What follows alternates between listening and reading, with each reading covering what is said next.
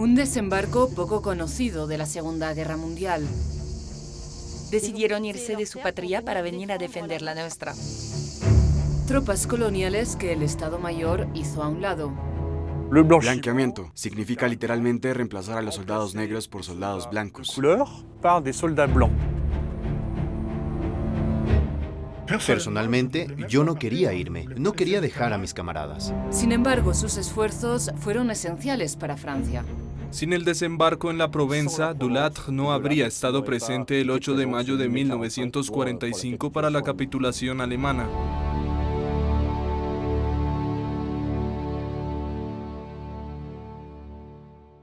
El 15 de agosto de 1944, el sol brillaba en las playas de Provenza. Sin embargo, según los historiadores, fue el día más sombrío de la vida de Adolf Hitler.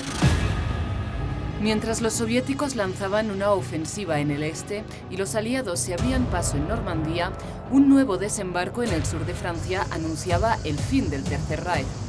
Hubo varias razones para el desembarco en Provenza. La primera era ayudar al hermano mayor, o sea, el desembarco de Normandía. La segunda razón principal era intentar liberar los puertos de aguas profundas del Mediterráneo, como Tolón y Marsella.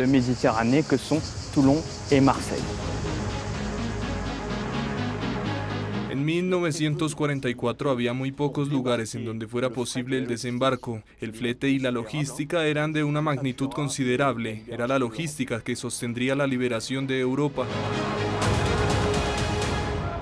Una armada de 1.000 barcos que transportaba a casi 350.000 hombres tomó por asalto las playas de Provenza. Aunque los estadounidenses desembarcaron primero, los franceses llegaron con fuerza bajo el mando del general de la Tassigny. Unos meses antes, el general de Gaulle le había confiado la misión de reconquistar la Francia metropolitana con el ejército B. El general de Gaulle vient d'aller rendre visite, quelque part en Afrique du Nord, aux troupes commandées par le général de la Tassigny. Parmi ces troupes se mêlent soldats de la métropole et soldats de l'Empire. Hablé con mi padre sobre combatir en Francia y me dijo: hijo mío, yo luché en la Primera Guerra Mundial y volví. Francia está en peligro, alístate. Esa fue su autorización. Era un ejército diverso, heterogéneo, formado por todo lo que componía la Francia de aquella época. Había soldados de la Francia continental, soldados que venían del Pacífico, fusileros que venían del África subsahariana, argelinos, pieds noirs y mujeres. La gran diferencia con el desembarco de Normandía fue que la mayoría de las tropas que desembarcaron eran francesas. De los 350.000 hombres que desembarcaron en las playas de Provenza, 260.000 eran franceses. Venían de todo el imperio colonial. Estos aguerridos soldados habían luchado en el norte de África y en Italia. Se enfrentaban a 210.000 alemanes que luchaban por mantener su posición y a pesar de los intensos combates en las alturas de Tolón, lograron recuperar territorio rápidamente. Los alemanes estaban ahí, llevaban la delantera y realmente hubo muchas bajas africanas y francesas también.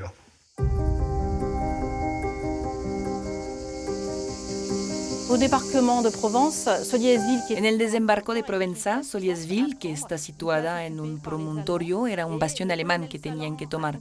El coronel Salan, acompañado por sus soldados, el 6º RTS, los fusileros senegaleses, asaltó nuestro pequeño pueblo para liberarlo.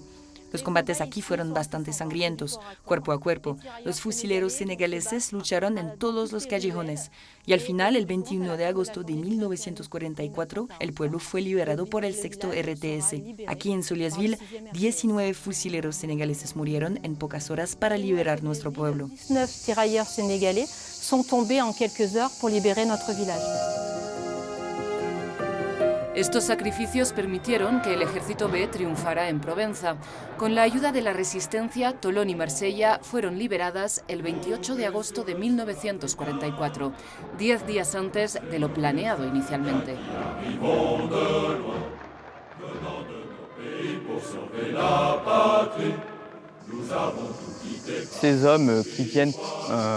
Un gran número de estos hombres procedentes del imperio colonial francés descubrieron Francia luchando en la guerra y con el desembarco. Estos soldados fueron recibidos con los brazos abiertos.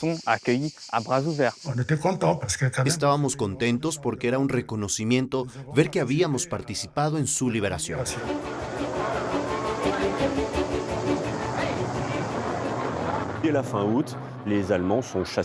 A finales de agosto, los alemanes habían sido expulsados, primero de Tolón y luego de Marsella. Se habían alcanzado los objetivos. Luego, este ejército subió por el Valle del Ródano y liberaron Lyon en septiembre. En octubre, este ejército había llegado a Borgoña, donde se encontraron el ejército estadounidense y a las tropas francesas que llegaban de Normandía.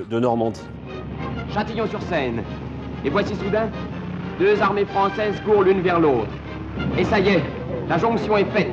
Ces héros ont commencé leur prodigieuse carrière ensemble, voici 4 ans, au Tchad.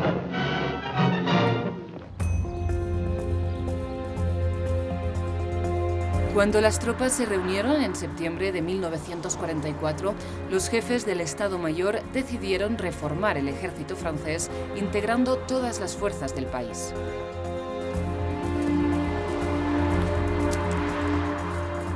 La idea del Estado Mayor francés era integrar estas fuerzas a la resistencia rápidamente porque se necesitaban hombres. Además, estaba la idea de fusionar este nuevo ejército francés con el ejército de aquellos hombres que venían de dentro del país, que prácticamente se había formado solo y se temía que se independizara. Así que había que reunirlos y eso es lo que el general Lac de Tassigny llamaría más tarde la amalgama.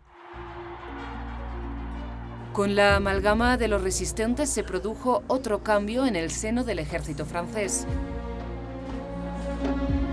El blanqueamiento de las tropas coloniales había comenzado unos meses antes con la formación de la Segunda División Blindada.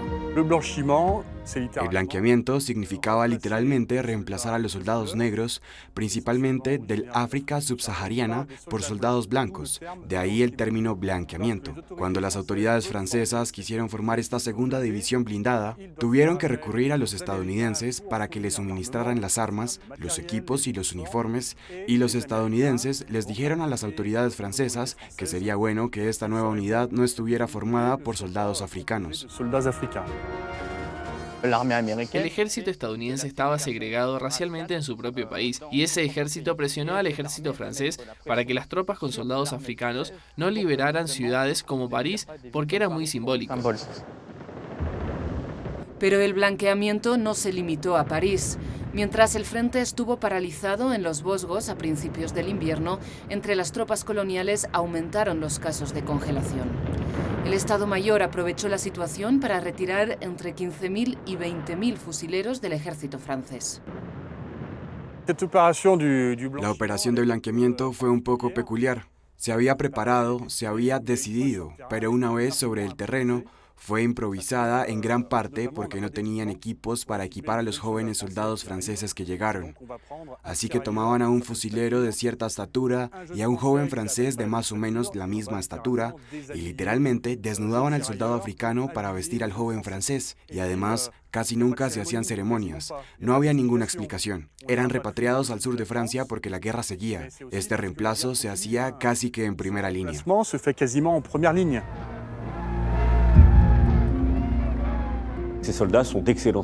Esos soldados eran excelentes, eran soldados aguerridos. Además, fueron reemplazados por resistentes que no necesariamente tenían entrenamiento militar, por lo que el blanqueamiento de las tropas no fue bien percibido por los mandos franceses. Personalmente, yo no quería irme, no quería dejar a mis camaradas. Quería quedarme, pero teníamos que irnos e ir al sur. Había órdenes.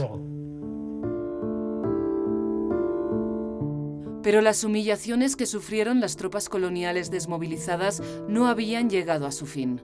Fueron enviados a campos de tránsito en el sudeste de Francia, donde las tropas coloniales acostumbraban a pasar el invierno desde la Primera Guerra Mundial. Fue difícil porque estaba la frustración de no poder combatir y el tiempo se hacía largo. También estaba el tema de los salarios, que se retrasaron un poco, así que eso desembocó en motines y había que volver a poner las cosas en orden. Así que no era situación fácil de manejar para el ejército francés, pero tampoco para quienes se veían afectados por esta.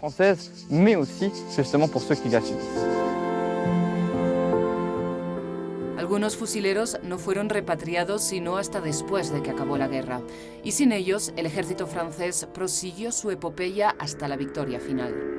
Les Français vont entrer en Allemagne.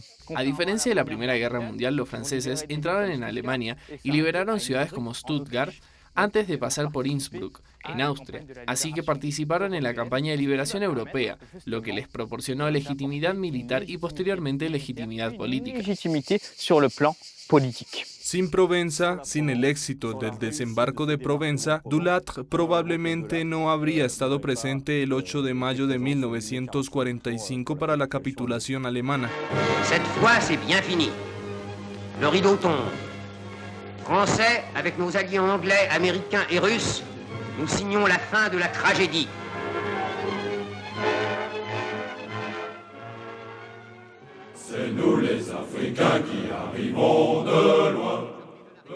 Aunque el ejército francés haya sido blanqueado en la liberación, el general de Gaulle sabía lo que le debía a las tropas coloniales. El 18 de junio de 1945, cuando Francia recuperó su soberanía, hizo desfilar en París a todas las unidades combatientes, independientemente de su color de piel. La guerra, c'est pas une bonne chose, ¿eh? La guerra no es algo bueno. Uno mata gente y si no, ellos lo matan a uno. No es algo bueno, pero así es. ¿Por qué los alemanes vinieron a tomar Francia? Nuestra Francia. Teníamos que defenderla. Notre France. Il fallait la défendre. Voilà. Le cœur joyeux et l'âme fière d'avoir libéré le pays en criant, en chantant, en avant.